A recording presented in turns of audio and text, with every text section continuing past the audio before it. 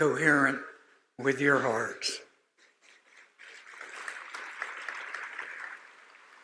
It is a privilege to be in another part of the world. It is a privilege to be in a society where I am greeted by namaste all the time. It warms my heart to be among you and to in some way claim that I too am an Indian.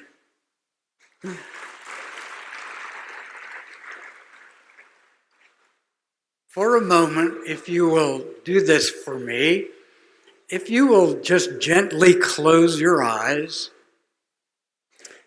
and picture in your mind's eye the home, the dwelling, the apartment, the house in which you spent the earliest parts of your life. Now look at that dwelling.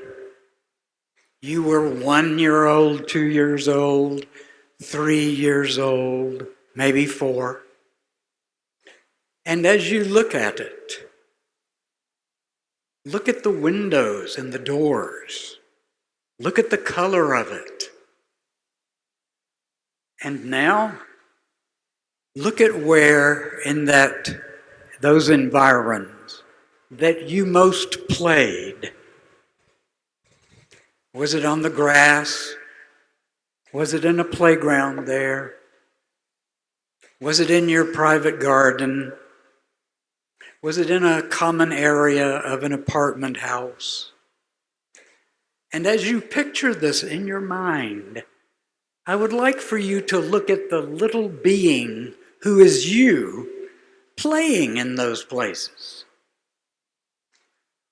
Look at that beautiful little child with expressive eyes and with excitement, with tenderness, with vulnerability, with awe, with surprise, and only 2 wishes: to love and to be loved.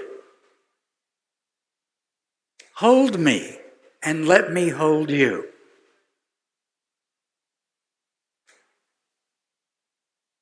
This little child with those beautiful eyes is sitting in that playground or that yard or that garden, and it is full of hopes for what life is to be. And it radiates that hope. Sadly, that little child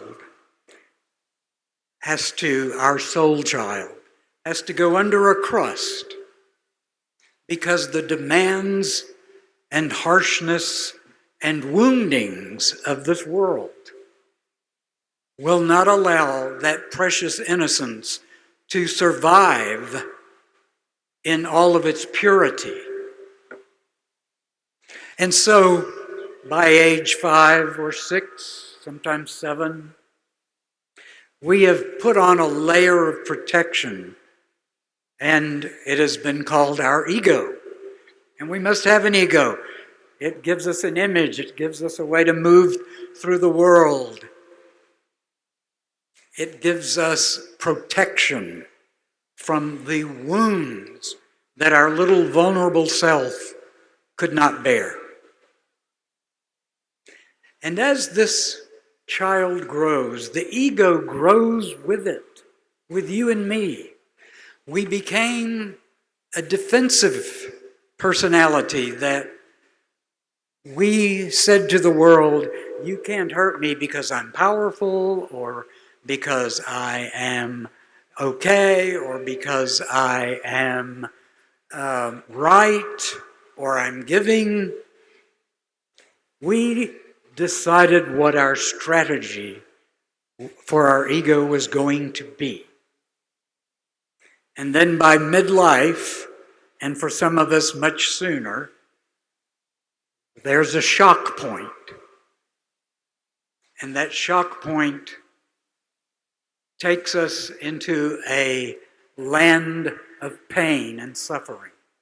Because we realize that that ego never did have a way to successfully block us from pain, suffering, shame, anger, alienation. When we were teenagers, we were searching for an identity. And instead of going back to our soul child, we found our identities in groups. And now, so many are finding their identities in social media. What a false self that we are presenting for our children to embrace. So, what is it that we can be if we cannot be our ego? We can be our ego and continue to suffer. But who is it that we could be that brings hope again, that brings love again, that brings light again? And the answer is, it is our soul. And the soul now has a purpose and a meaning and a way, with the ego's help, to have it protected. Because the ego now can serve the purposes of the soul. So I'd like to tell you, how do we find the qualities of our soul again? Well, in my tradition, the great teacher Jesus Christ said, "You cannot enter the kingdom of heaven unless you become as a little child." And in my opinion, we have got to return to our own first identity, which is our true nature. And that's found in the little being you saw in that yard or playground just a few minutes ago. So right now, close your eyes again, and I'd like for you to picture that child one more time. Look into her or his eyes. See that purity, that beauty, that willingness to love and be loved. Now, feel the heart of that child.